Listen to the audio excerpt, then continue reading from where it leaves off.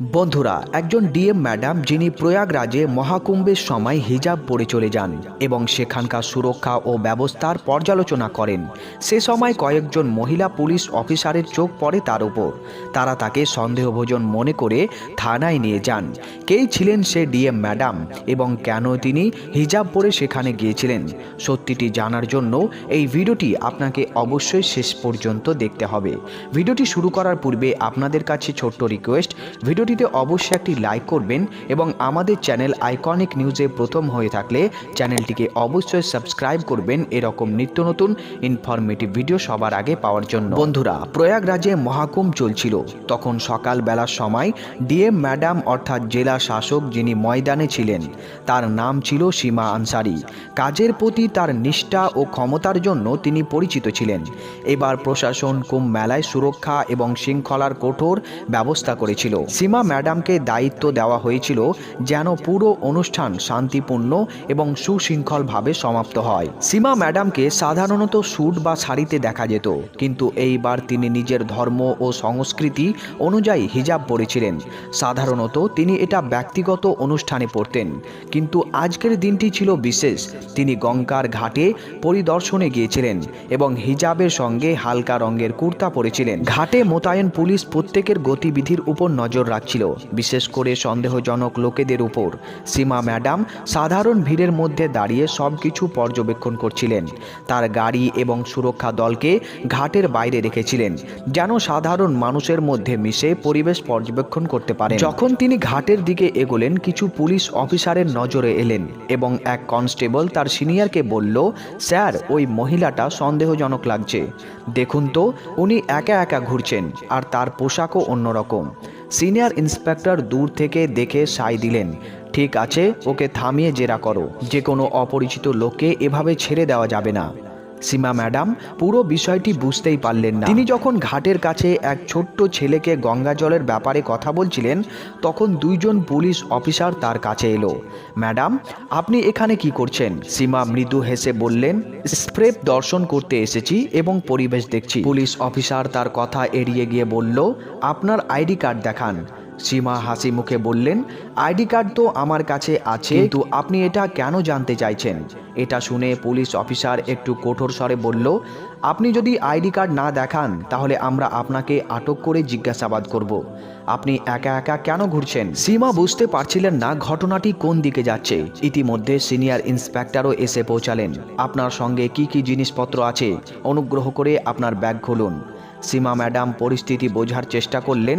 তিনি ভাবলেন এখনই পরিচয় দিয়ে দিলে পুলিশ কর্মীরা বিব্রত হতে পারেন, তাই তিনি তাদের সতর্কতার গভীরতা বোঝার সিদ্ধান্ত নিলেন। আপনারা যা জিজ্ঞেস করতে চান করতে পারেন, আমি এখানে কোনো খারাপ উদ্দেশ্য নিয়ে আসিনি। পুলিশ কর্মীরা সম্পূর্ণভাবে সন্দেহে ডুবে গেলেন। তারা সীমার ব্যাগ নিয়ে সেটি তল্লাশি করতে শুরু করলেন। এর মধ্যেই আরেক পুলিশ বলল, চলুন ওনাকে থানায় নিয়ে যাই, ওখানেই তাকে পুরোপুরিভাবে জিজ্ঞাসাবাদ করা হবে। ঘাটে উপস্থিত লোকজন পুরো ঘটনা দেখছিল। একজন বলল, লাগছে সন্দেহভাজন কেউ, দেখুন তো পুলিশ কতটা সিরিয়াস। সীমা ম্যাডাম এখনও শান্ত ছিলেন। তিনি সিদ্ধান্ত নিলেন তিনি এখনও নিজের পরিচয় প্রকাশ করবেন না। তাকে থানায় নিয়ে যাওয়া হলো। ইন্সপেক্টর সেখানে জিজ্ঞাসাবাদ শুরু করলেন, আপনি কোথা থেকে এসেছেন? এখানে কেন এসেছেন? আপনার নামই বা কি? সীমা মৃদু হেসে বললেন, আমি কি আমার নাম পরে বলতে পারি? আগে আপনার সব প্রশ্ন শেষ করুন। ইন্সপেক্টর রেগে গিয়ে বললেন, আপনার এই আচরণ আমাদের বাধ্য করছে আপনাকে হেফাজতে নিতে। এখনো পর্যন্ত সীমা চুপচাপ সবই শুনছিলেন, কিন্তু তিনি জানতেন যে এই গল্পের শেষটা তিনিই লিখবেন। তার মুখে কোনো ভয় দেখা যাচ্ছিল না, বরং আত্মবিশ্বাস যেন ঝলমল করছিল। থানার পরিবেশ উত্তপ্ত হয়ে উঠছিল। সীমা সাহেবাকে পুলিশ কর্মীরা এখনো সন্দেহভাজন হিসাবেই দেখছিল। সিনিয়র ইন্সপেক্টর তাকে একটি চেয়ারে বসতে বললেন এবং চারপাশে পুলিশ কর্মীদের নির্দেশ দিলেন, কড়া জিজ্ঞাসাবাদ করো, যতক্ষণ পুরো তথ্য না পাই ওনাকে এখান থেকে যেতে দেওয়া যাবে না। সীমা সাহেবা এটি একটু মজার মনে করছিলেন। তিনি ভাবছিলেন পুলিশের এই কঠোর মনোভাব তাদের পদ্ধতিরই অংশ, কিন্তু এটা তার জন্য অভিজ্ঞতা ছাড়া আর কিছুই নয়। তবে তিনি বুঝতে পারছিলেন সময় এসে গিয়েছে, এখন তাকে নিজের আসল পরিচয় প্রকাশ করতেই হবে। ইন্সপেক্টর আরও একটি প্রশ্ন করলেন, আপনার কাছে কি মহাকুম্ভে ঘোরার অনুমতি আছে? সীমা হালকা হেসে বললেন, আমি অনুমতি নিয়েছি, তবে হয়তো আপনি আমাকে চিনতে পারেননি। ইন্সপেক্টরের রাগ যেন তীব্র হয়ে উঠছিল। চেনা, আমাদের আপনার পরিচয় নিয়ে কিছু করার নেই, সোজাসুজি আপনার আইডি দেখান। এই গোলমেলে উত্তর দেওয়া বন্ধ করুন। সীমা এখনও শান্ত ছিলেন। তিনি তার ব্যাগ থেকে একটি জলের বোতল বের করলেন এবং বললেন, এখানে জল মিলবে নাকি নিজেরটাই পান করতে হবে? কথা শুনে এক কনস্টেবল বিরক্ত হয়ে বলে উঠলেন, ম্যাডাম, এটা কোনো পিকনিক স্পট নয়, আপনি সোজাসুজি উত্তর দিন, না হলে এই নরম ব্যবহার আর আমরা করব না। সীমা সাহেবা অবশেষে বললেন, ঠিক আছে, চলুন আপনাদের আমার পরিচয় জানিয়ে দিই, তবে এরপর আপনার পুরো টিমকে বলবেন কারো সঙ্গে এভাবে ব্যবহার না করতে। কথা শুনে ইন্সপেক্টর কিছুটা থমকে গেলেন। তিনি সোজা জিজ্ঞেস করলেন, তুমি কে আর কিসের অধিকার নিয়ে আমাদের শেখানোর কথা বলছো? সীমা তার ব্যাগ থেকে আইডি কার্ডটি বের করে টেবিলে রাখলেন। তাতে স্পষ্টভাবে লেখা ছিল, সীমা আনসারি, জেলা ম্যাজিস্ট্রেট, হরিদ্বার। কার্ডটি দেখার পর ইন্সপেক্টরের মুখ ফ্যাকাশে হয়ে গেল। চারপাশে থাকা পুলিশ কর্মীরাও স্তব্ধ হয়ে গেল। যে কনস্টেবল সব থেকে বেশি কথা বলছিল সেও আস্তে আস্তে পেছনে সরে গেল। ইন্সপেক্টর কার্ডটি তুলে দেখলেন, আবার বারবার উল্টে পাল্টে দেখলেন। হতবাক হয়ে বললেন, আপনি ডিএম সাহেবা নাকি? সীমা শান্তভাবে বললেন, জি হ্যাঁ, এবং আমি মনে করি এখন আপনি বুঝতে পেরেছেন কেন আমি শুরুতেই আমার পরিচয় জানানোর দরকার মনে করিনি। আমি শুধু এটা দেখতে চেয়েছিলাম যে আপনারা কতটা সততার সাথে এবং কতটা সতর্কতার সাথে আপনার দায়িত্ব পালন করছেন। আমি বলবো, আপনারা খারাপ নন, কিন্তু সতর্কতার মাঝেও একটু ভারসাম্য থাকা দরকার। বন্ধুরা, ইন্সপেক্টর সঙ্গে সঙ্গে উঠে দাঁড়িয়ে ক্ষমা চেয়ে বললেন, ম্যাডাম, আমাদের একদম ধারণা ছিল না যে আপনি আমাদের ডিএম সাহেবা। আপনার সাধারণ পোশাক আর একা ঘোরাঘুরির পদ্ধতি আমাদের একটু অস্বাভাবিক লেগেছিল, তাই আপনাকে থামালাম, কিন্তু আমাদের উদ্দেশ্য কেবল নিরাপত্তার জন্যই ছিল। সীমা উত্তর দিলেন, আমি জানি আপনারা সবাই নিজের দায়িত্ব পালন করছিলেন এবং আমি খুশি যে আপনারা সতর্ক আছেন। তবে মনে রাখবেন, যদি কোনো নারী বা সাধারণ নাগরিক আছে, তাদের কথাও মন দিয়ে শোনার অভ্যেস রাখবেন। হিজাব বা কারোর পোশাক দেখে ধারণা করা সবসময় সঠিক নয়। বন্ধুরা, এরপর ইন্সপেক্টর সঙ্গে সঙ্গে থানার কর্মচারীদের আদেশ দিলেন, ম্যাডামের জন্য চা পানির ব্যবস্থা করো আর দ্রুত গাড়ি আনাও। সীমা হাসতে হাসতে বললেন, না না, এর কোনো প্রয়োজন নেই, আমি শুধু দেখতে চেয়েছিলাম যে আমাদের প্রশাসন কিভাবে কাজ করছে।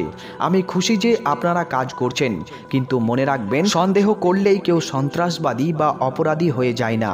কথা শুনে ইন্সপেক্টর মাথা নিচু করে বললেন, আপনার কথা ঠিক ম্যাডাম, আমাদের এই বিষয়ে কাজ করতে হবে। সীমা হেসে বললেন, কাজ ঠিকই আছে, কিন্তু এবার আমাকে আমার কাজে ফিরে যেতে দিন এবং পরের বার কারো সঙ্গে কথা বলার আগে তার কথাগুলো মন দিয়ে শোনার অভ্যেস করুন। বন্ধুরা, থানা থেকে বেরোনোর সময় কয়েকজন পুলিশ কর্মী এবং কর্মচারী তাকে ঘাট পর্যন্ত পৌঁছে দিলেন। সেখানে উপস্থিত লোকেরা এখনও তাকিয়েছিলেন। কিছু মানুষ খুশিতে ফিসফিস করছিলেন, এটাই সেই মহিলা যাকে পুলিশ আটক করেছিল।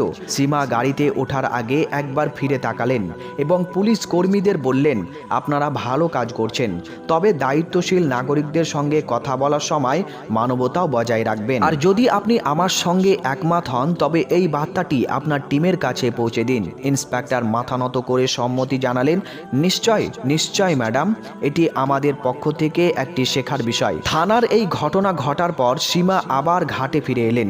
এই পর্যন্ত থানার পুলিশ কর্মী এবং অন্যান্য কর্মচারীদের মুখে শুধু লজ্জারই ছাপ ছিল না, বরং তাদের জন্য গভীর শ্রদ্ধার ভাবটিও স্পষ্ট হয়ে উঠেছিল। তবে সীমা এই ঘটনার গুরুত্ব বাড়ানোর কোনো প্রয়োজন দেখলেন না। তিনি তার কাজে মনোনিবেশ করলেন। ঘাটে উপস্থিত লোকজন এখনও তাকাচ্ছিলেন। কেউ কেউ চিনে ফেলেছিলেন যে তিনি ডিএম সাহেবা, আবার কেউ কেউ ভাবছিলেন যে এ মহিলাকে যাকে পুলিশ সন্দেহ করে ধরে এনেছিল। সীমা ভিড়ের কোনো পরোয়া না করে ঘাটের ব্যবস্থাগুলো দেখতে শুরু শুরু করলেন। বন্ধুরা, দুপুরের মধ্যে এই ঘটনা পুরো পুলিশ মহলে ছড়িয়ে গেল। বিষয়টি জেলার এসপি পর্যন্ত পৌঁছালো এবং তিনি সাথে সাথে থানার ইন্সপেক্টরকে ফোন করলেন। ইন্সপেক্টর সাহেব, এটা কি শুনছি? আপনি নাকি ডিএম ম্যাডামকে সন্দেহ করে ধরে আনলেন? ইন্সপেক্টর হকচকিয়ে জবাব দিলেন, স্যার, ভুল হয়ে গিয়েছে। তার বেশভূষা এবং আচরণে সন্দেহ ছিল, কিন্তু ম্যাডাম আমাদের পুরো বিষয়টা বোঝালেন এবং আমাদের ভুলের প্রতি আলোকপাত করালেন। এসপি রাগী স্বরে বললেন, সাবধান হন। ঠিক আছে, কিন্তু আবার এমন কিছু হলে এর ফল কিন্তু আপনাকেই ভোগ করতে হবে। তার জন্য আপনি প্রস্তুত থাকুন। এখনই আপনার স্টাফদের এই ধরনের ঘটনা এড়ানোর জন্য সংবিধানের ভিত্তিতে কাজ করার প্রশিক্ষণ দিন। ইন্সপেক্টর সম্মতি জানিয়ে ভাবলেন, এখন থেকে আমি আর আমার টিম প্রতিটি সন্দেহজনক ব্যক্তিকে মানবিকতার সঙ্গে আচরণ করব। বন্ধুরা, এই ঘটনার কয়েকদিন পর সীমা সাহেবা প্রশাসনিক কর্মচারী এবং পুলিশদের সঙ্গে একটি ছোট্ট বৈঠক ডাকলেন। সেখানে তিনি স্পষ্ট ভাষায় বললেন, আমি আপনাদের প্রত্যেককে নিয়ে গর্বিত যে আপনারা কুম্ভ মেলার মতো বড় আয়োজন সামলাচ্ছেন। তবে একটা কথাই বলতে চাই, কানুন মানার পাশাপাশি আমাদের মানবতা বজায় রাখতে হবে। প্রতিটি ব্যক্তিকে সন্দেহ করা জরুরি নয়। যারা ভিন্ন রকমের, তারা ভুল নয়, তাদের সম্মান করুন এবং তাদের কথাগুলোকে মনোযোগ দিয়ে শ্রবণ করুন। তার কথা শুনে উপস্থিত সবাই যেন গভীরভাবে নাড়িয়ে গেল। ইন্সপেক্টর প্রকাশ্য সবার সামনে ক্ষমা চেয়ে বললেন, ম্যাডাম, আপনার কথা আমাদের একটি বিশাল শিক্ষা দিয়েছে। আমরা কথা দিচ্ছি ভবিষ্যতে এমন কোনো পরিস্থিতি হবে না যেখানে কাউকে অকারণে হয়রান করা হবে। এই ঘটনা মিডিয়াও পৌঁছে গেল, তবে সীমা এটিকে প্রকাশ্য বিতর্কে পরিণত করতে অস্বীকার করলেন। তিনি বললেন, এই ঘটনা ব্যক্তিগত এবং এটি উদাহরণ হিসাবে নেওয়াই উচিত, কোনো বিতর্কের অংশ করা উচিত নয়।